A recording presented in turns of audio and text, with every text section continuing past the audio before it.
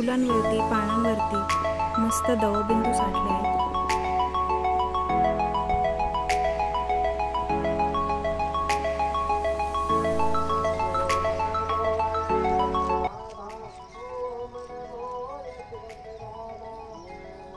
गावाकडची पहाट खूपच मस्त वाटते। सगळं असं फुलं भरून आल्यात, पक्ष्यांचा मस्त आवाज, खूपच छान वाटतंय।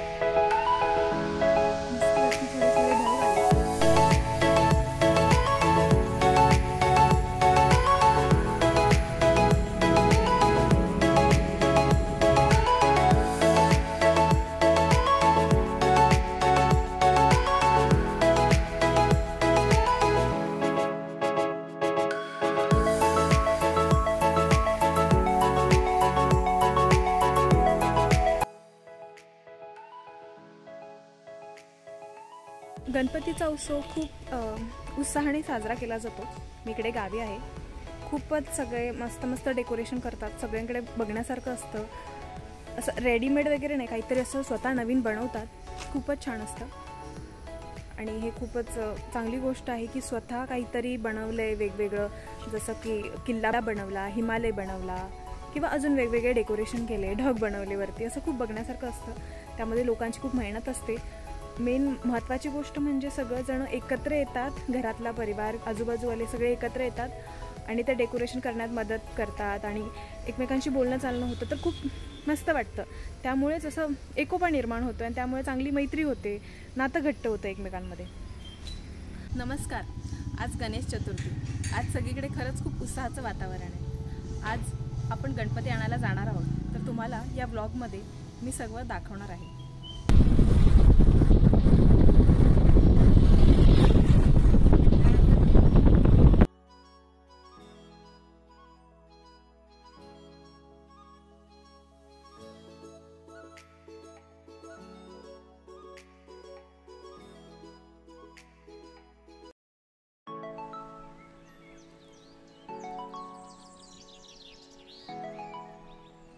मोरया मंगल मूर्ती,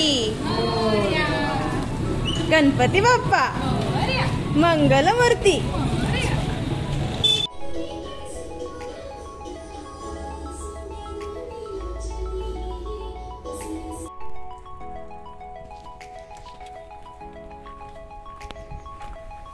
गणपती बाप्पा मोरया मंगल मूर्ती। मोरया।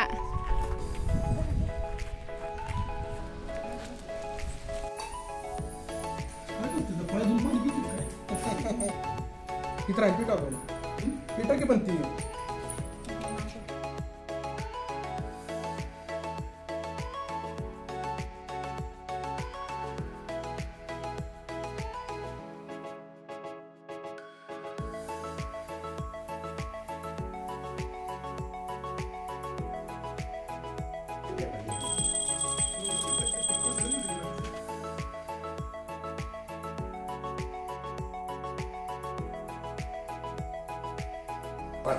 गणपती बाप्पा मोरया गणपती बाप्पा मोरया गणपती बाप्पा मोरया गणपती बाप्पा मोरया।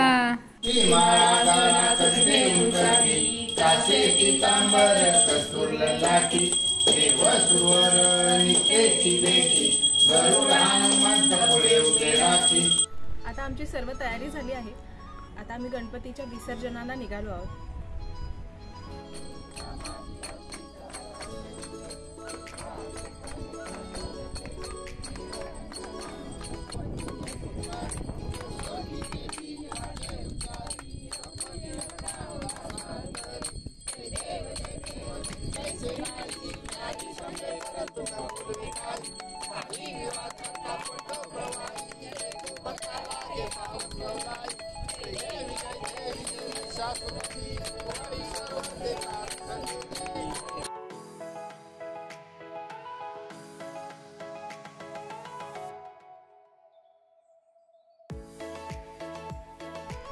यंदा 7 सप्टेंबर रोजी गणेश चतुर्थीचा सण साजरा करण्यात आला।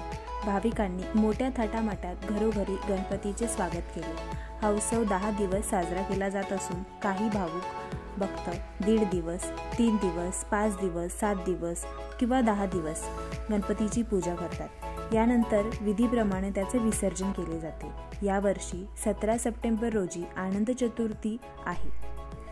हिंदू धर्मात गणपतीला पहिले पूजनीय देवता मानले जाते. मग आनंद चतुर्थीच्या दिवशी गणेशाचे विसर्जन पाण्यातच का केले जाते? यामागे एक पौराणिक कथा दडलेली आहे. धर्मग्रंथानुसार महर्षी व्यास यांनी महाभारत ग्रंथाची रचना करण्याचा निर्णय घेतला. पण हे काम महर्षी व्यासांना जमणार नव्हतं. त्यामुळे त्यांनी भगवान व श्री गणेशांची आराधना केली आणि त्यांना प्रार्थना केली की त्यांनी या ग्रंथाच्या रचनेमध्ये आपल्याला मदत करावी.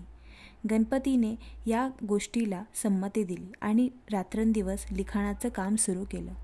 गणेश चतुर्थीच्या दिवसापासून जवळपास 10 दिवस महर्षी व्यासांनी महाभारताची कथा सांगितली आणि ती गणपतीने लिहून काढली. महर्षी व्यास यांनी भाद्रपद शुक्ल चतुर्थीच्या दिवशी गणपतीची पूजा आणि लिखाणाच्या कामाची सुरुवात केली. हे काम आनंद चतुर्थीच्या दिवशी संपलं. पण कथा सांगून झाल्यावर जेव्हा महर्षी व्यासांनी डोळे उघडले तेव्हा त्यांनी पाहिलं की खूप मेहनत केल्यानंतर गणपतीच्या शरीराचं तापमान वाढलेलं होतं. त्यामुळे गणपतीच्या शरीराचा दाह कमी करण्यासाठी महर्षी व्यास गणपतीला घेऊन सरोवरापाशी गेले आणि त्यांना स्नान घातलं. तेव्हापासून गणपती विसर्जनाची पद्धत सुरू झाली. दुसरं एक कारण असंही सांगितलं जातं की पृथ्वीची प्रमुख 5 तत्वे आहेत, ज्यामध्ये पाणी या तत्वाचा अधिपती असं गणपतीचं वर्णन केलं जातं. त्यामुळे गणपतीला पाण्यामध्ये विसर्जन केलं जातं. गणेश विसर्जनाच्या दिवशी सर्व भक्तांच्या आयुष्यातील वेदना, दुःख कमी हो हीच बाप्पा चरणी प्रार्थना. सेवा जाणुनी गोड मानुनी द्यावा आशीर्वाद आता, निरोप घेता घेता देवा आता. गणराया तुझ विनवू कोणाला, तूच कृपाळा. गणपती बाप्पाचे विसर्जन करण्याचा क्षण कितीही भावूक असला तरी पुढच्या वर्षी बाप्पा लवकर या असे म्हणत गणपती बाप्पाला आनंदाने आपण निरोप देतो.